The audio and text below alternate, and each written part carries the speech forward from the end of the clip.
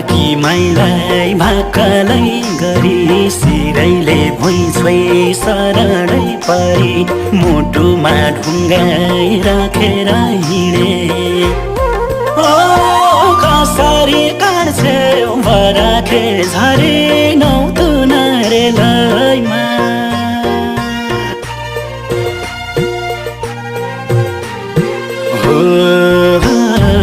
धनको जो